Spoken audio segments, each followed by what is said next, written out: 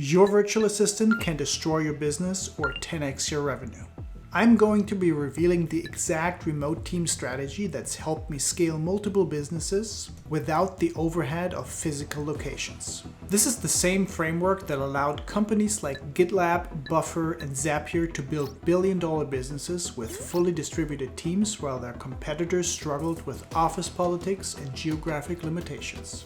So how do you build a remote team that actually works? I've spent the last 3 years perfecting remote team operations across multiple companies so you don't have to.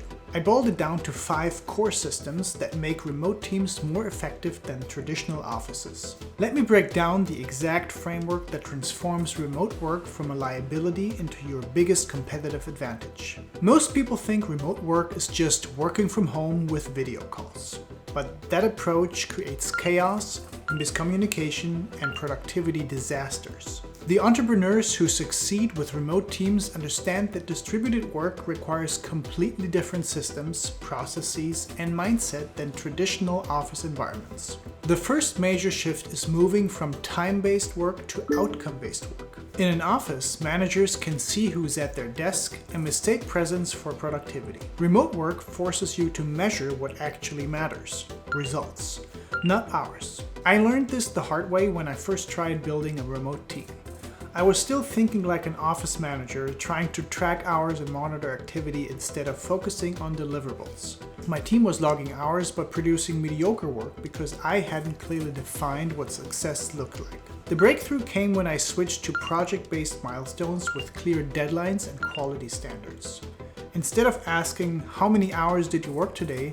I started asking, "Did you hit your deliverable and meet the quality bar?" This single shift eliminated 90% of the management overhead while dramatically improving results. But outcome-based work only works if you have crystal clear communication systems. Remote teams live or die based on information flow, and most companies treat communication as an afterthought rather than a strategic advantage. The communication framework that changed everything for me was implementing asynchronous-first processes. Instead of defaulting to meetings for every discussion, we built systems where information is documented, searchable, and accessible to everyone who needs it. Here's how this works in practice. Every project starts with a detailed brief that includes objectives, success criteria, timeline, and resources. Team members ask questions and provide updates in written format within project channels. Video calls are reserved for complex discussions only that genuinely benefit from real-time interaction. This approach has multiple benefits. First, it accommodates different time zones without forcing anyone to work odd hours. Second, it creates a permanent record of decisions and context that new team members can reference. Third, it forces people to think through their communications more carefully, which reduces misunderstandings. The key insight is that asynchronous communication isn't slower than synchronous communication. It's actually faster for most businesses because it eliminates the coordination overhead of scheduling meetings and allows people to respond when they're mentally fresh, rather than when their calendar says they should be available. But even perfect communication systems won't save you if you hire the wrong people for remote work. Remote team members need completely different skills than office employees, and most hiring processes don't account for these differences. The biggest difference is self-direction versus external motivation. In an office environment, the social dynamics and physical presence of managers provide external structure and motivation. Remote workers need to create their own structure and maintain motivation without external cues. During our hiring process, we specifically test for self-direction by giving candidates a small project to complete independently with minimal guidance. We're not just evaluating the quality of their work, we're assessing how they approach ambiguous tasks, how they communicate when they need clarification, and whether they can deliver results without constant check-ins. Communication skills become exponentially more important in remote environments. A team member who's adequate at explaining things face-to-face might be completely ineffective in written communication.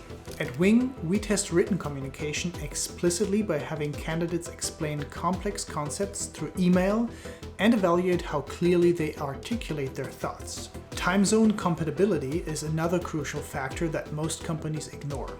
Having team members spread across 12 time zones might sound globally sophisticated, but it creates coordination nightmares. If you're thinking about building your own remote team, I've put together a comprehensive guide that breaks down 50 specific tasks that you can delegate to remote team members, complete with hiring criteria and management systems. The third critical system is creating accountability without micromanagement. This is where most remote teams fall apart. Managers either become helicopter parents who destroy autonomy, or they go completely hands-off and lose visibility into progress and problems. The solution is implementing transparent progress tracking that provides visibility without being intrusive. We use a system where every team member updates their progress on key projects twice per week using a simple template: what they accomplished, what they're working on next, and what obstacles they're facing.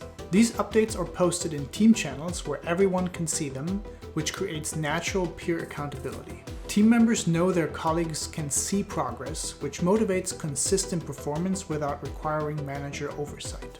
The obstacle identification is crucial because it allows managers to spot problems early and provide support before small issues become major delays. Most remote teams suffer from silent struggles. Team members hit roadblocks but don't communicate them until deadlines are missed. We've also implemented what we call default to documentation. Whenever someone solves a problem, figures out a process, or creates something useful, they're expected to document it in our shared knowledge base.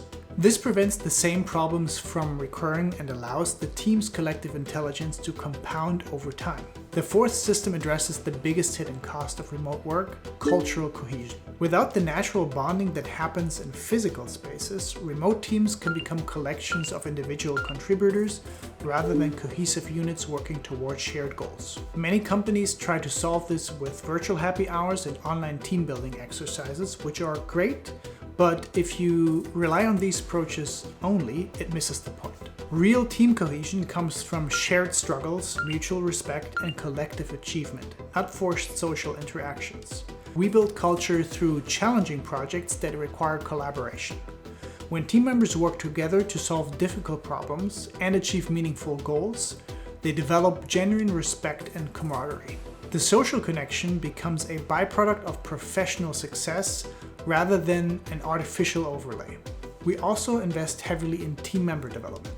Remote workers often feel isolated from career growth opportunities because they're not physically present for informal mentoring and advancement discussions. We've formalized development pathways and create explicit opportunities for skill building and internal promotion.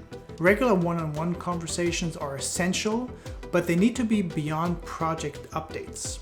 We use these sessions to understand each team member's career goals, identify growth opportunities, and address any concerns before they become retention issues. The fifth and final system is designing for maximum leverage through specialization and systems thinking. The biggest advantage of remote teams isn't cost savings, it's access to specialized talent that would be impossible to hire locally. Instead of trying to find generalists who can do everything adequately, we hire specialists who are exceptional at specific functions. A world-class copywriter in Romania might cost 60% less than an average copywriter in San Francisco, while producing significantly better results. This specialization requires more sophisticated project management because you're coordinating multiple experts rather than managing generalists, but the quality and efficiency gains are enormous. We've also systemized repetitive processes to the point where they can run with minimal management oversight. Every recurring task has a documented process,